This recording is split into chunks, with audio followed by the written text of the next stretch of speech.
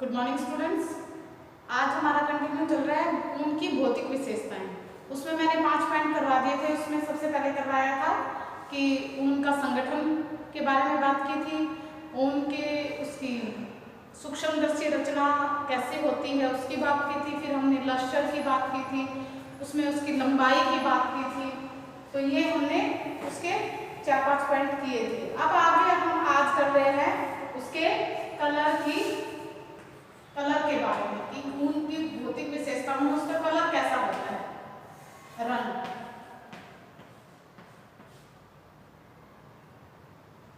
ऊन का रंग कैसा होता है? तो ऊन का जो रंग है, ऊनी रेशा जो है प्राकृतिक रूप से ही क्या है विविध रंगों में पाया जाता है। वो प्राकृतिक रूप से ही क्या है अलग अलग कलर्स में पाया जाता है। इसका रंग सफेद से ग्रे, भूरा और कभी कभी काला होता है। रेशे के मध्य परत में रंग वर्णक यानी कॉर्टेक्स होता है। मध्य परत में क्या बताया था, कॉर्टेक्स होता है और मेलानिन पाए जाते हैं। इसके जो सेंटर में है वो क्या बताया था, मेलानिन पाया जाता है, जो क्या करता है रंग को दिखाने का कार्य करता है कि हमें उससे क्या है रंग का पता चलता है। ऊनी रेशों को क्या है आसानी से रंगा जा सकता है, परंतु इसे श्वेत उज्जवल बनाए रखना कठिन होता है। इसको क्या है व्हाइट रखना क्या है थोड़ा सा डिफिकल्ट होता है। धूप व वायु से रेशे पीले हो जाते हैं, यानी ज्यादा धूप में रखेंगे या हवा में क्या है ये रेशे क्या हो जाएंगे, पीले हो जाते हैं। अतः इन्हें टाइम टू टाइम क्या करना पड़ता है, सफेद रखने के लिए क्या करना पड़ता है, इनको ब्लीच करना पड़ता है। अब बात करते हैं मजबूती की। इसकी मजबूती की बात करते हैं कि इसकी मजबूती कैसी होती है। मजबूती की बात करते हैं। ऊनी रेशे थोड़े कमजोर होते हैं, भीगने के पश्चात इसकी मजबूती है, यानी ऊनी रेशे थोड़े कमजोर होते हैं। जब ये गीले हो जाते हैं तो 25 से लेकर 30% तक इनकी मजबूती क्या है कम हो जाती है। 25 से लेकर 30% तक इनकी जो मजबूती है भीगने के बाद वेट कंडीशन में क्या है ये क्या हो जाते हैं और भी कमजोर हो जाते हैं। अतः ऊनी वस्त्र धोते समय क्या है सावधानी रखनी पड़ती है। आपको बताया था जैसे कॉटन का क्या बताया था, भीगने के पश्चात क्या है ऊनी रेशा जो कॉटन का रेशा था उसकी स्ट्रेंथ कितनी थी 30% इंक्रीज हो जाती है। 30% क्या है इंक्रीज हो जाती है यानी बढ़ जाती है, और इनकी क्या है डिक्रीज हो जाती है। ये सिंबल होता है ये डिक्रीज का, ये इंक्रीज का, यानी बढ़ रहा है। भीगने के बाद कॉटन है वो क्या है 30% इंक्रीज हो जाता है उसकी स्ट्रेंथ, और जो ऊनी रेशा है उसकी स्ट्रेंथ क्या है 25 से 30% तक डिक्रीज हो जाती है यानी कम हो जाती है। इनकी तनाव सामर्थ्य भी कम होती है, यानी झटके जो सहने की क्षमता है वो भी क्या होती है ऊनी रेशों की कम होती है। अब बात करते हैं प्रत्यास्थता की। प्रत्यास्थता की बात करते हैं।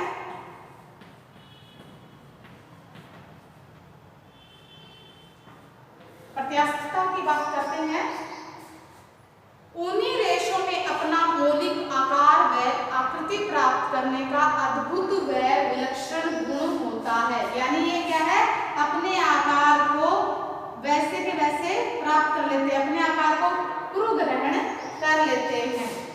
तो यह अपनी मौलिक लंबाई से 30 से 40% तक क्या है खिंच जाने के पश्चात, यानी 30 से 40% इसको अगर खींचते हैं इसकी एक्चुअल लेंथ से 30 to 40% अगर इसको खींचते हैं तो ये वापस अपनी उसी पोजीशन में आ जाता है। इसलिए नाप न होने के बावजूद भी ये शरीर पर क्या है फिट हो जाता है। आपने देखा होगा ऊनी स्वेटर वगैरह जो पहनते हैं, ऊनी वस्त्र जो पहनते हैं, तो नाप नहीं होने के बावजूद भी क्या हम खरीद कर ले आते हैं तो वो क्या है फिट हो जाता है अब इसी गुण के कारण। अब बात करते हैं प्रतिस्पंदता की।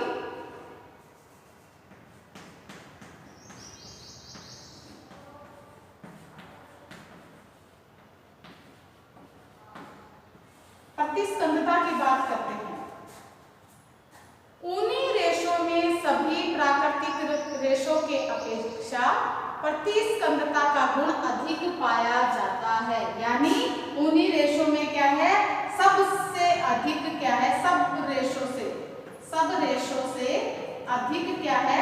प्रत्यास्था का गुण पाया जाता है। प्रतिस्कंदता का सभी रेशों के से ज्यादा होता है।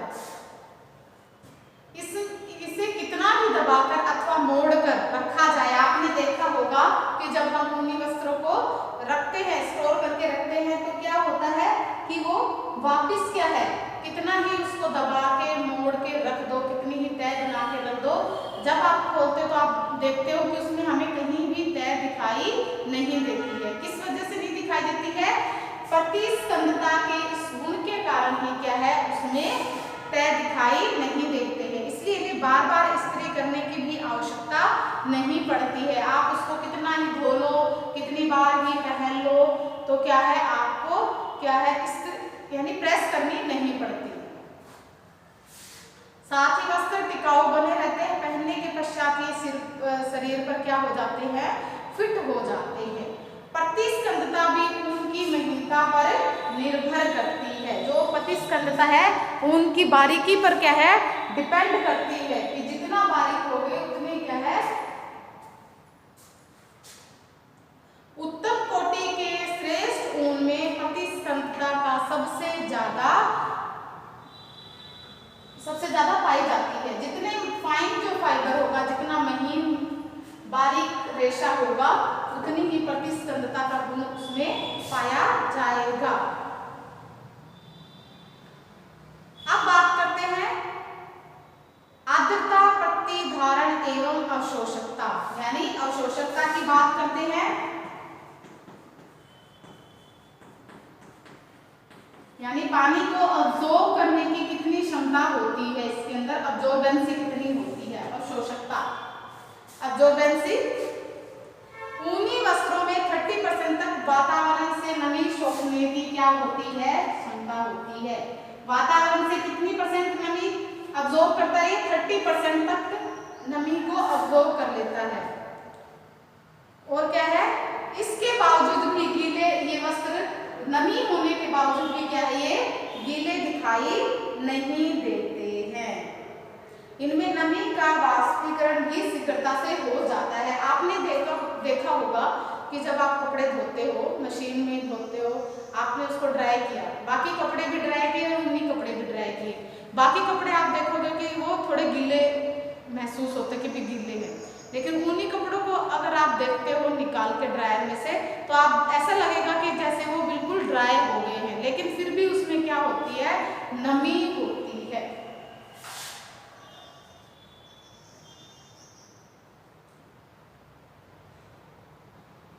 बर्फ की पहाड़ियों, हिमालय की चोटियों के आसपास रहने वाले जवानों व पर्वतारोहियों यानी माउंटेनियर्स जो होते हैं का ड्रेस भी ऊनी वस्त्रों की कई परतों को आपस में मिलाकर बनाई जाती है, ताकि ठंड, शीत व बर्फ से उनकी सुरक्षा हो सके। और ये जो ये वस्त्र होते हैं वो क्या है, ठंडे प्रदेशों के लिए क्या है, उत्तम होते हैं। अब बात करते हैं सफाई एवं धुलाई की बात करते हैं। जो हमारा अगला जो पॉइंट है, सफाई एवं धुलाई।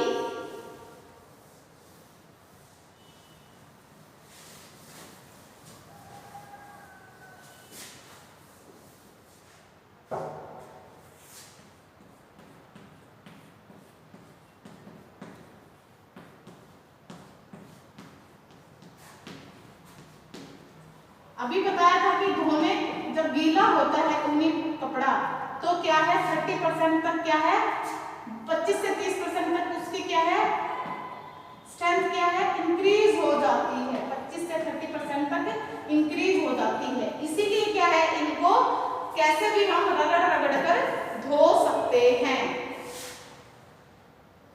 जो ऊनी रेशे हैं, आपको बताया कि इनकी सल्कें होती है, सल्कों पर क्या आ जाती है, धूल, मिट्टी, गंदगी इत्यादि इनमें पाई जाती है। इनकी सतह क्या है, सल्कों की वजह से क्या है, थोड़ी खुरदरी हो जाती है। इस कारण क्या है, धूल, कण, मिट्टी, गंदगियां उसमें क्या है, फंस जाती है। अतः इनकी धुलाई आवश्यक है। नरम ब्रश से इन्हें साफ करना चाहिए। ऊन की धुलाई शुष्क एवं गीली दोनों विधि से की जा सकती है। शुष्क मीन्स ड्राई क्लीन जो करवाते हैं वो शुष्क धुलाई कहलाती है, और घर पर जो धोते हैं वेट और ड्राई दोनों इसकी देखा होगा महंगे जो कपड़े होते हैं मोस्टली उन्हीं के क्या है मोस्टली ड्राई क्लीन करवाते हैं, लेकिन क्या है अगर हम इसको घर पे भी धोते हैं तो खराब कम होते हैं, इनके खराब होने के चांसेस कम होते हैं। सॉरी, इसको मैंने बताया था 25 से 30% तक डिक्रीज हो जाती है, इनकी क्षमता है क्या है डिक्रीज हो जाती है, इसलिए क्या है इनको धोते समय क्या है सावधानी रखनी पड़ती है। अब बात करते हैं सिकन प्रतिरोधकता की। सिकन क्या होती है? सिकन प्रतिरोधकता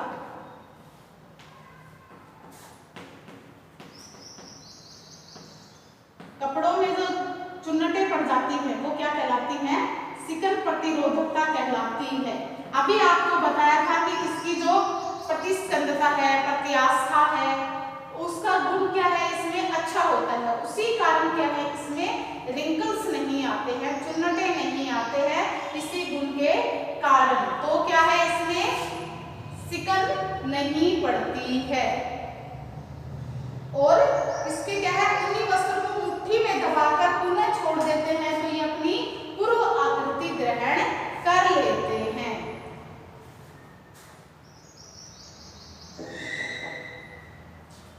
अब बात करते हैं धूप एवं प्रकाश का प्रभाव।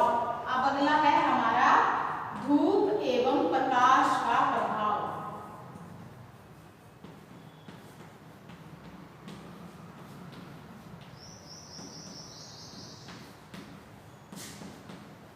कि ऊनी रेशों के ऊपर धूप व प्रकाश का क्या प्रभाव पड़ता है।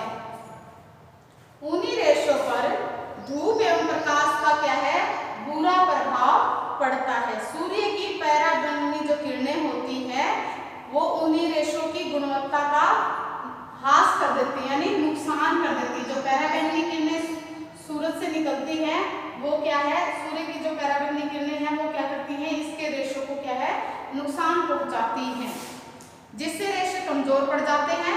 ऊनी वस्त्रों को सुखाते समय उन पर पतला कपड़ा डाल देना चाहिए। ऊनी रेशे हैं अगर उनको हम धूप में सुखाते हैं तो जो पतला कोई कपड़ा होता है तो उसके ऊपर डाल देना चाहिए ताकि उस पर क्या है सूर्य की जो रोशनी है प्रकाश है वो ना पड़े और डायरेक्ट प्रकाश ना पड़े और उससे रेशे कमजोर ना हो। अब बात करते हैं रगड़ का प्रभाव। रगड़ का क्या प्रभाव पड़ता है ऊनी रेशों पर?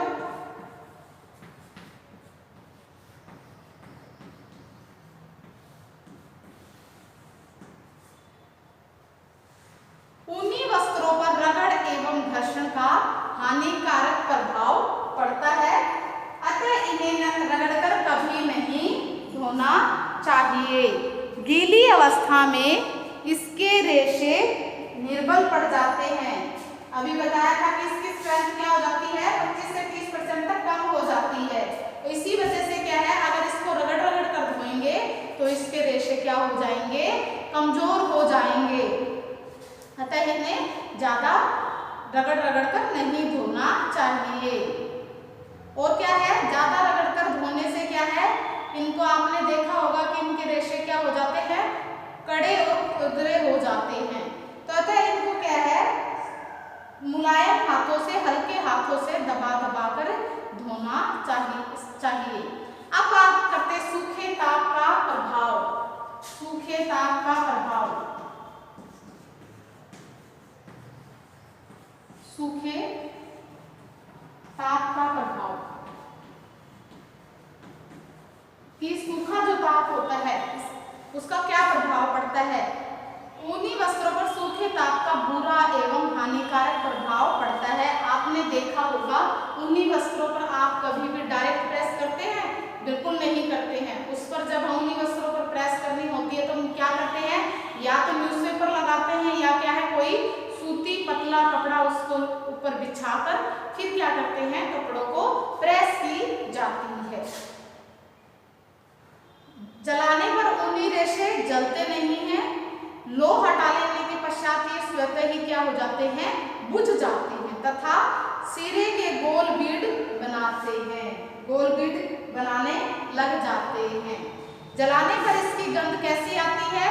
क्योंकि आपने बताया था कि जलाने पर ऊनी रेशों को जब जलाते हैं तो इनमें से कैसी गंध आती है, इनमें से बालों के जलने जैसी गंध आती है। क्यों आती है? क्योंकि हमारे जो बाल हैं वो भी क्या है, प्रोटीन फाइबर, प्रोटीन होता है हमारे बालों में, और ऊनी रेशों में भी क्या है, प्रोटीन होता है। इसीलिए इन दोनों में क्या है, ऊनी रेशों को अगर जलाते हैं तो उनमें बाल जैसे जलते वैसे स्मेल आती है। ऐसा लगेगा जैसे क्या है, बाल जल रहे हैं। और क्या है, पंख जैसे जलते वैसे भी स्मेल आती है। फफूंदी का प्रभाव, अब इस पर क्या है, फफूंदी का क्या प्रभाव पड़ता है।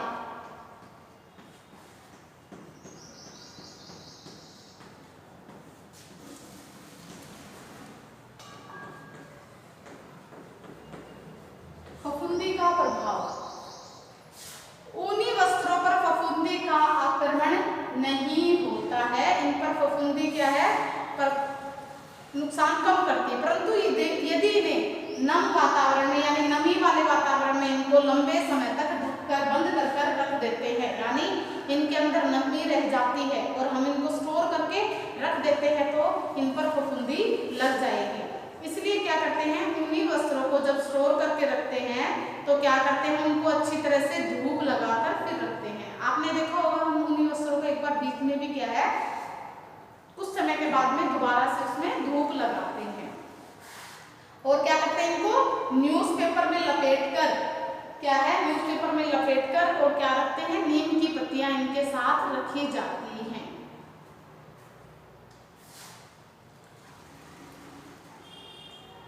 अब ये थी हमारी, इसमें आती है लटकनशीलता।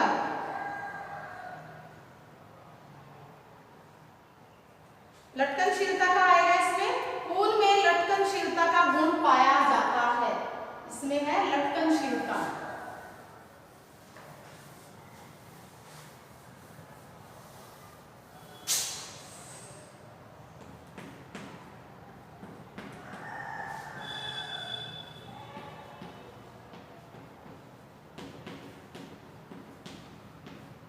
लटकनशीलता, उनमें क्या है, लटकनशीलता का गुण पाया जाता है।